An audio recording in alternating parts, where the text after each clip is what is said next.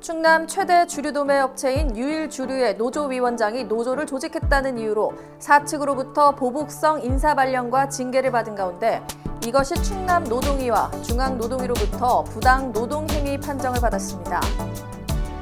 아산과 천안을 잇는 고속도로가 개통돼 지역민들과 기업들에게 많은 이점이 돌아갈 것으로 기대가 모아지고 있습니다. 피라미드 방식을 통해 무려 4천억 원대 도박 사이트를 운영한 운영자와 도박 참여자 등 154명이 경찰에 검거됐습니다. 박경기 아산시장의 정책 특보 인사가 나눠주기식으로 남발되고 있다는 지적이 일고 있는 가운데 특정 인물에게 일감을 몰아주고 있다는 비판의 목소리도 나오고 있습니다.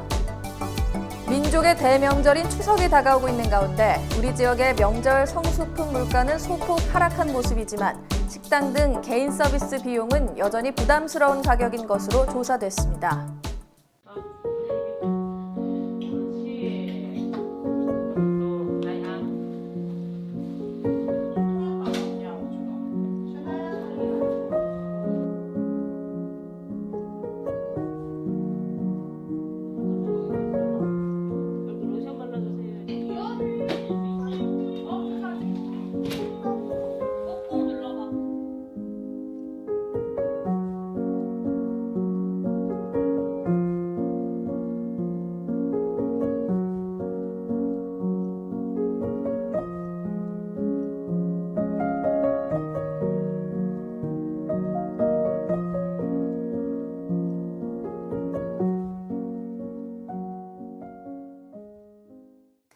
안녕하십니까. 아나운서 신소영입니다. 천안TV 주간 종합뉴스 시작하겠습니다. 천안시 유량동 소재 유일주류는 충남 최대 주류 도매 업체로 알려져 있습니다. 그런데 사측이 노조를 꾸렸다는 이유로 이 회사 노조 김태훈 지회장에게 보복성 인사발령과 징계를 일삼았다가 충남노동위와 중앙노동위로부터 차례로 부당 노동행위 판정을 받았습니다. 하지만 사측은 행정소송으로 맞서며 판정 이행을 거부하고 있습니다. 자세한 내용 지우석 기자가 전합니다. 지난 19일 유일주류가 중앙노동위원회로부터 다시 한번 부당징계, 부당노동행위 판정을 받았습니다. 앞서 민주노총 세종 충남본부 희망노조는 지난 7일 오전 유일주류가 김태훈 노조지회장에 대해 부당노동, 임금체불 등을 일삼고 있다며 고용노동부 천안지청에 고발했는데 이에 대해 중노위가 부당노동행위가 맞다고 판정한 것입니다. 앞서 희망노조와 김태훈 지회장은 사측의 부당인사발령, 감봉 6개월 징계 처분에 대해 구제 신청을 냈고 충남지방노동위원회와 중앙노동위원회는 부당징계와 부당노동행위임을 인정했습니다. 각 기관의 판정문을 살펴보면 사측은 노조 존재를 인정하지 않고 더 나아가 노조를 와해시키고자 김 회장에게 부당행위를 가했음이 명백해 보입니다. 먼저 이 회사 김모 대표와 오모 전무는 노조 혐오에 가까운 발언을 한 사실이 판정서를 통해 드러났습니다. 또 감봉 6개월 처분을 내리고 이를 사내 게시판에 공고한 점에 대해서도 부당노동행위 의사에 기인한 것으로 보인다고 충남진노위는 판단했습니다. 김태훈 지회장은 앞선 고발 기자회견에서 사측의 탄압으로 힘겨운 날들을 보내고 있다고 털어놓았습니다. 혼자 남게 된 저는 회사 대표의 부당 발령으로 이곳 천안 두정동에서 근무를 하다가 멀리 홍성, 예산, 서산, 태안까지, 당진까지 그렇게 지금 일을 하고 있습니다. 하루에 정해진 9시간의 근무 시간을 초과해서 보통 평균 10시간, 11시간 집에 들어와서 퇴근하는 시간이 그렇게 되고 있습니다. 그러면서 이번 중노위 판결은 당연하다며 계속 투쟁하겠다는 입장을 전해왔습니다. 이에 대해 사측은 대표이사가 판단할 것이라며 즉답을 피했습니다. 천안TV 지우석입니다. 아산시와 천안 시민들의 오랜 수건이었던 아산 천안 고속도로가 지난 20일 정식 개통했습니다. 이 도로의 개통으로 시민들의 교통 편의는 물론 아산과 천안 지역의 기업들 역시 물류비 절감 효과 등이 기대되고 있다고 하는데요. 관련 내용 최영민 기자가 취재했습니다. 아산 지역을 경부선에 연결하는 최초의 고속도로인 아산 천안 고속도로가 지난 20일 정식 개통했습니다. 8년여의 공사 끝에 완공된 아산 천안 고속도로로 인해 아산 염치읍에서 천안시 동남구까지의 거리는 기존 28.5km에서 7.9km 감소한 20.6km가 됐고 주행시간 역시 기존 29분에서 12분으로 17분이나 단축됩니다. 특히 아산과 천안 등지에 위치한 반도체, 디스플레이, 미래 자동차 부문의 산업 인프라가 국가 간선 도로망에 연결되면서 물류 비용 절감을 통한 국가 핵심 산업 경쟁력 강화에도 도움이 될 것으로 지역 관계자들은 내다보고 있습니다. 특히 이 도로에는 노면 선배소 시설 및 염수 분사 시설이 설치돼 빗길에 대한 안전도 향상과 더불어 겨울철 도로의 블랙아이스 사고를 예방하고 돌발 상황 검지 시스템을 구축해 안전을 위한 시설과 기술을 적용한 것이 특징입니다. 아산 천안 고속도로는 안전에도 철저히 대비되어 있습니다. 오늘 비가 이렇게 많이 옵니다만 노면 배수 성능이 우수한 배수성 포장을 적용하였습니다. 그리고 염수 분사 시설을 설치하였기에 빗길 교통 안전을 높이고 겨울철에는 산전 사고를 예방할 수 있습니다.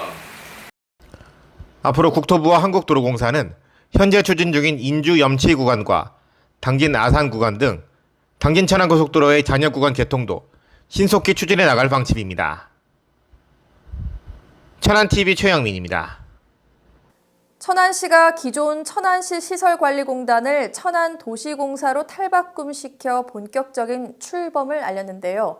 천안도시공사는 앞으로 기존의 공공시설 관리 업무뿐 아니라 다양한 개발 사업에도 참여해 공공성을 갖춘 개발 사업 추진을 기대하게 하고 있습니다. 관련 내용 이현자 기자가 전해드립니다.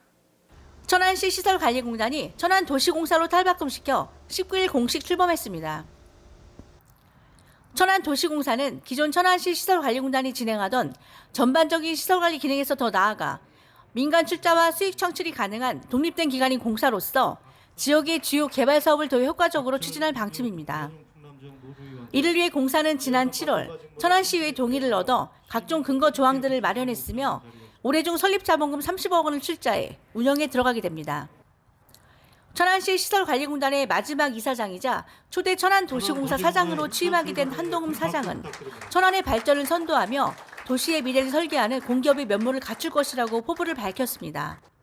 그동안 지역 공공개발의 과정에 있어 국가 공기업과 대기업 및 민간업체가 참여하여 개발 사업을 추진하였지만 기업의 이익 추구 성향과 이로 인한 기존 도시계획 시설 등과의 연계성 미흡으로 민원 유발 요인이 발생하고 주차 공간 부족 등의 미진한 사항만 남게 되어 이에 대한 보완 사업은 시 자체 재원을 투자하여 시행하는 악순환을 거듭하고 있으나 뚜렷한 해결책은 없는 게 현실입니다. 그러나 이제는 도시공사와 지역업체의 참여 속에 완벽한 사업 추진으로 지역 발전도 선도하고 이익도 창출하여 지방재정에 힘을 보태고 이를 재원으로 도시의 미래를 설계해가는 천안도시공사로서의 면모도 갖추어 나가도록 하겠습니다. 박상돈 시장은 다소 늦은 감은 있지만 천안도시공사가 능동적으로 대처해 혁신을 주저하지 않고 시민과의 소통을 이어나가며 지역 현안에 맞는 공공성을 갖춘 개발을 추진하기를 기대한다고 말했습니다. 천안도시공사 출범에 따라 앞으로 기존의 공공시설 관리 업무뿐만 아니라 다양한 개발 사업에도 참여해 공공성을 갖춘 공사로 발돋움할 것으로 기대가 모아지고 있습니다.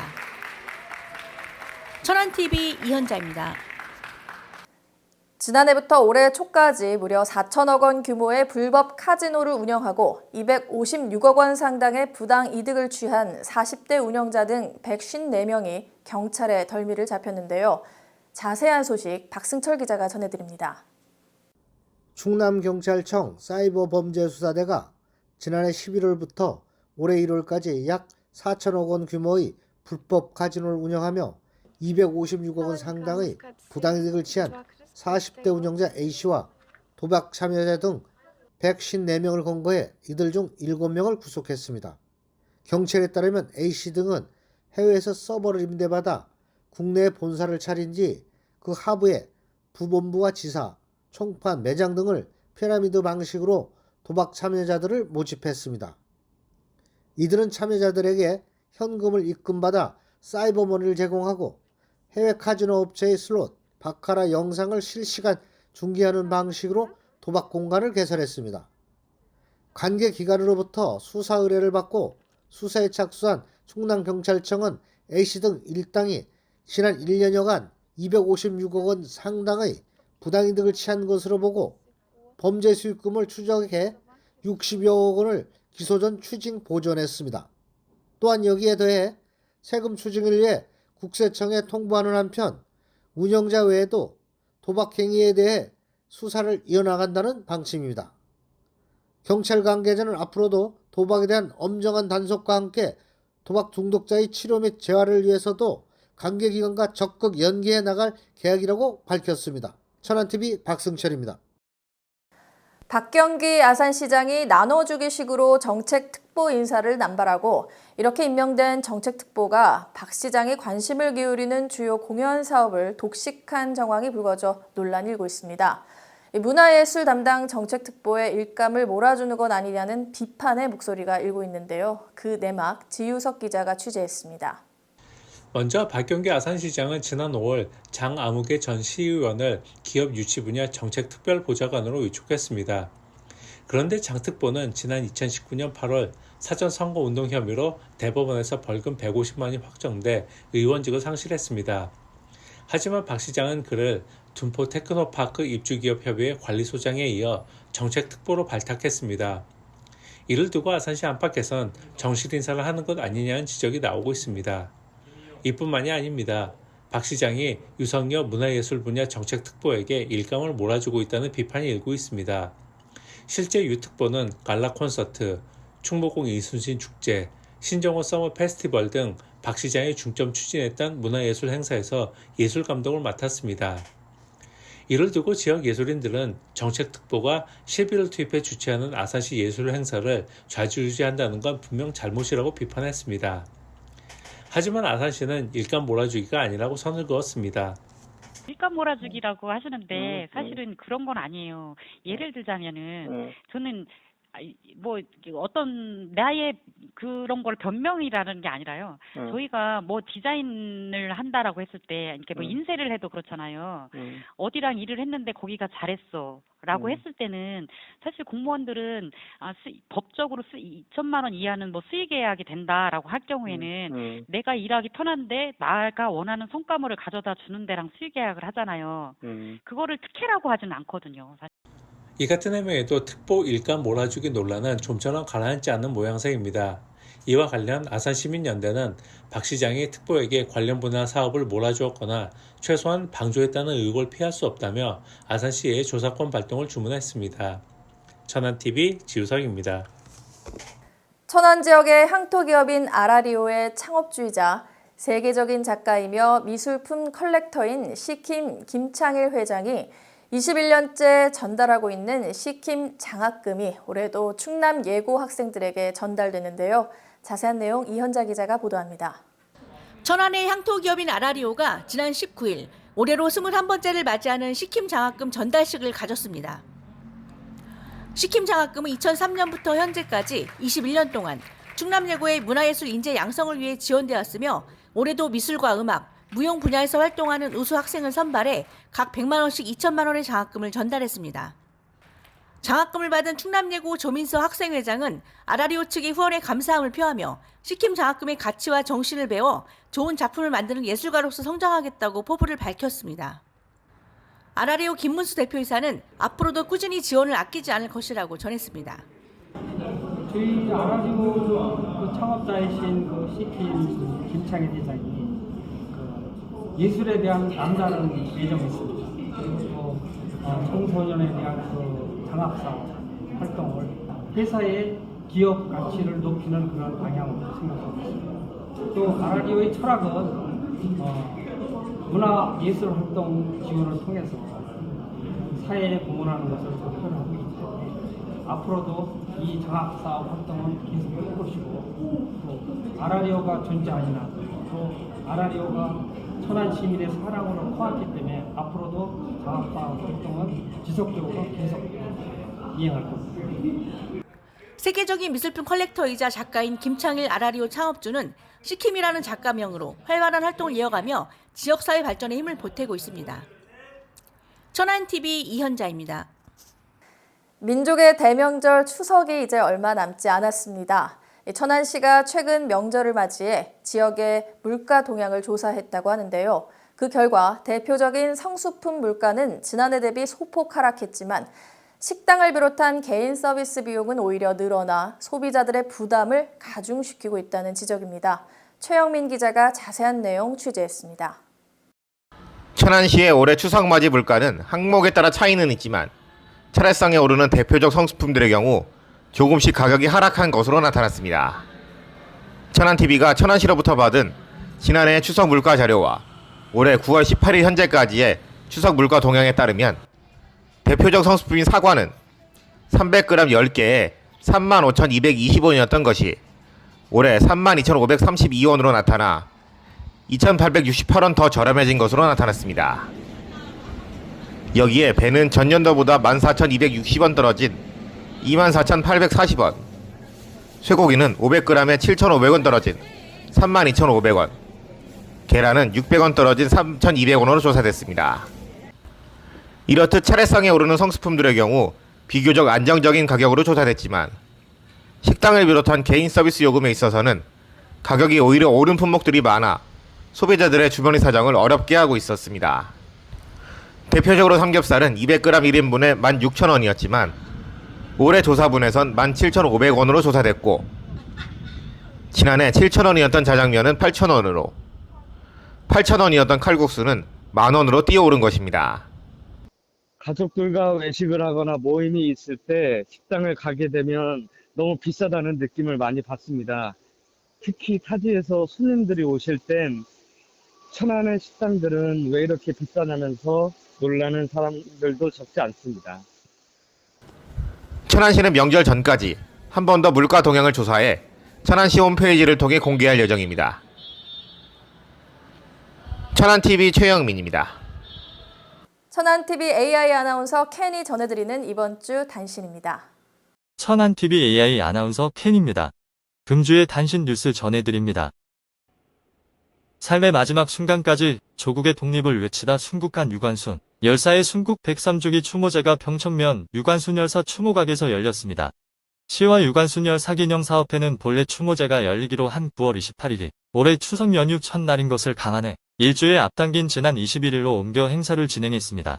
이 자리에서 박상돈 시장은 앞으로 다양한 문화예술 행사와 콘텐츠 등의 유관순 열사의 희생 정신과 불굴의 의지가 녹아들도록 해 지역 정체성을 확보해 나갈 것이라고 밝혔습니다. 천안동 남경찰서가 보이스피싱을 막아낸 아웃앤농협 직원에게 감사장을 전달했습니다.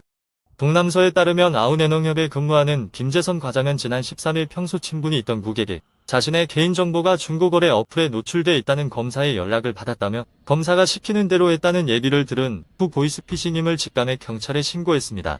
김 과장의 신고에 즉시 출동한 경찰은 이 고객의 휴대폰에 설치된 악성 어플을 즉시 삭제했고 고객의 계좌에 있던 현금 1억 2천만 원을 지켜낼 수 있었습니다.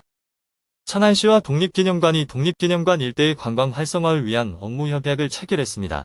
지난 19일 맺은 협약에 따라 두 기관은 독립기념관의 상징성과 설립 취지에 부합하는 활성화 방안과 이를 반영한 천안시 일대 종합 관광계획 수립 추진에 공동으로 협력할 것을 약속했습니다.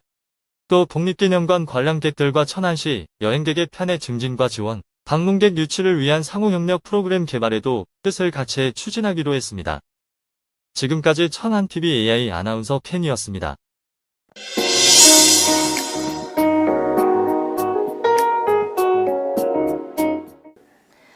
네, 천안TV 초대서 오늘 이번 시간에는 부동산학 박사이시면서 현재는 단국대 정책경영대학원 교수이신 이영행 교수님 모셨습니다. 교수님 안녕하세요. 네, 반갑습니다. 네, 반갑습니다. 네. 제가 앞서 간단하게 이제 소개를 해드렸는데요. 교수님을 아직 잘 모르시는 분들을 위해서 다시 한번 소개 부탁드리겠습니다. 저는 부동산에 대해서는 많은 사람들이 관심을 갖는데 저는 부동산이 젊었을 때부터 계속 연구를 시작해서 사실 이제 실무적인 부분을 통해서 현실적으로 좀 재테크도 했고 그 와중에 부동산에 관심이 많아서 학문적으로도 석사, 박사 부동산을 취득하게 됐습니다. 이제 그리고 지금 현재 저는 사실 이제 시와 도에 활동을 많이 하고 있는데 천안시에서는 지금 현재 규제기업 그 공동위원장을 우리 부시장님과 동일하게 맡고 있고, 예. 그리고 또 적극행정, 그 다음에 생활법률, 특히 이제 부동산 임대차, 요즘 역전세가 문제가 되고 있는데 그런 부분에 대한 정책적인 자문, 충남도에서는 또 규제위원회와 도시계획위원회를 맡고 있습니다. 예. 예, 예. 굉장히 다양한 활동을 해오고 계신데요. 우리 또 천안은 수도권을 제외하더라도 전국적으로 부동산 관련 이슈가 많은 지역인데요. 특히 이제 지난해 조정 대상 지역에서 해제가 되면서 좀 숨통이 좀 트이나 했는데 오히려 미분양도 늘어나고 있다는 보도가 있습니다. 이 문제에 대해서 어떻게 보시나요? 우리 미분양은 지금 현재 전국적인 현상인 거죠. 이제 우리 천안만의 문제는 아닙니다. 이제 지금 서울의 이제 강남 지역과 수도권 일부 지역은 터닝이 돼서 지금 일부 상승은 하고 있는데 예. 전체적인 그 지표를 보게 되면 아직까지는 우리 부동산 시장은 보합이면서 약간 하락 국면에 있습니다. 다만 언론에는 지금 이제 터닝된 부분에 대해서 강조하는 포인트 때문에 그렇게 나타나고 있지만 현실적인 부분은 미분양도 현재 증가를 하고 있고 데이터 수치로는 가격은 약 보합 혹은 하락으로 보는 게 맞습니다. 그렇군요. 예, 예. 전국적인 현상이군요. 예, 맞습니다. 예.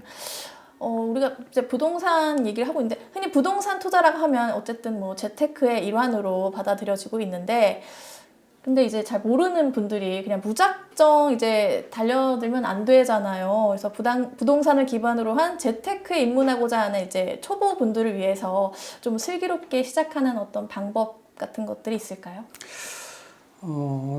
우리 한국에서 가장 사실 이제 메리트 있는 투자라 하면 사실 이제 전국적으로 사실 뭐 전문직에 계신 분들도 의사든 어느 분이든 나중에는 부동산 취득을 희망을 하게 됩니다.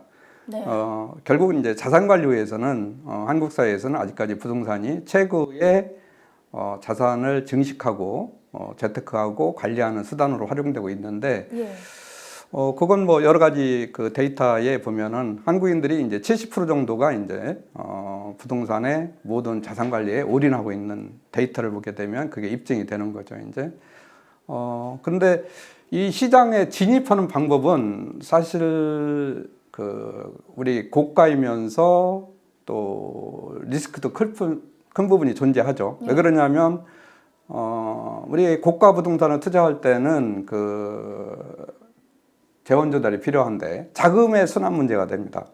자금이라 하면 이제 지금까지는 사실 지렛대 효과를 통해서 재원 조달을 많이 했는데 쉽게 얘기해서 전세를 놓고 갭 투자 형태로 많이 했는데 요즘은 사실적으로 조금 어려워졌어요. 이제 그 이유는 뭐 DSR이라든가 LTV DTI를 통해서 정부의 규제가 심해가면서 조금 어려워진 건 사실이나 지금 현재도 그 틈새 시장은 존재하고 있습니다. 이제 DSR 면에서 1억 이하의 아파트라든가 이런 부분은 지금 현재 투자적 관점에서 쉽게 접근할 수 있는 부분은 있는데 중요한 건 한 번 투자를 잘못하면 이제 함정이 큰 거죠.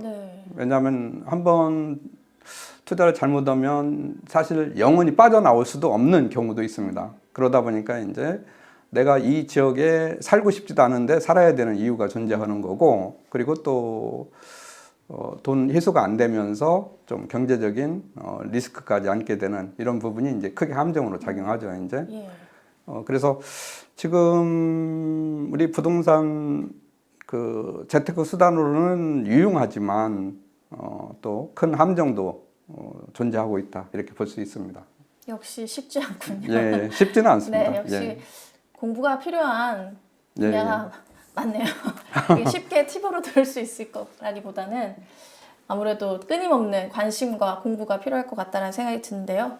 또 천안은 동남권의 원도심 재개발이나 서북부권의 산단과 신도시 건설 등이 예정돼 있어서 타 지역의 주민들도 사람들도 주목할 만한 도시라고 할 수 있는데 향후 우리 지역의 부동산 전망은 어떨지 좀 설명 부탁드려도 될까요? 부동산을 전망한다는 건 네.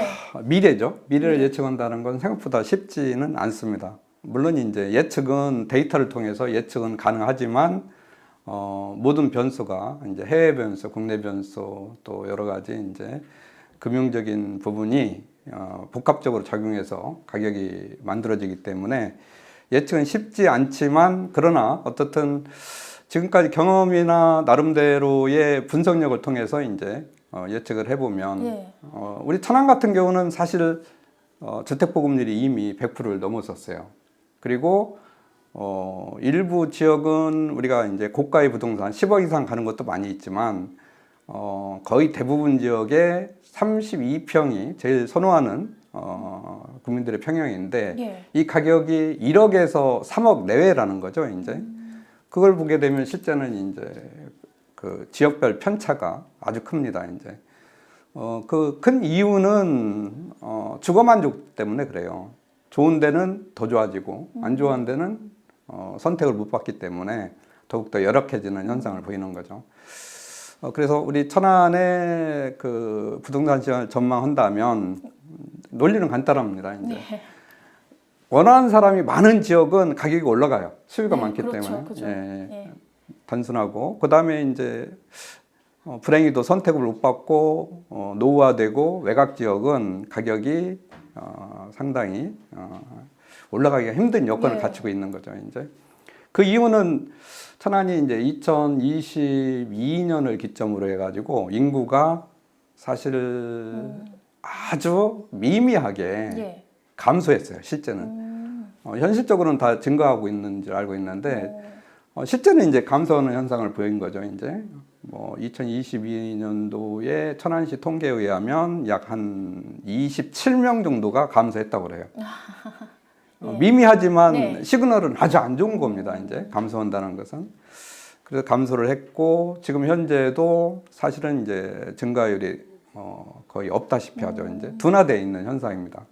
결국 인구는 뭐 정체돼 있고 그리고 또 아파트는 분양이 되고 있고 그리고 개발은 계속 진행이 되고 있고, 그러면 사실 이제 도시화 면적은 증가하는데 인구는 정체되어 있는 현상입니다. 따라서 여기에 이제 미분양도 지속성 있게 발생할 수가 있고, 두 번째로는 원하는 지역은 계속 원하게 되고 아닌 지역은 아까도 얘기했지만 궁극적으로 선택을 못 받고 이런 현상이 지역별로 크게 작용할 거다 이렇게 느껴집니다. 조심스럽게 말씀을 해주셨는데요. 균형적인 발전이 필요할 것 같습니다.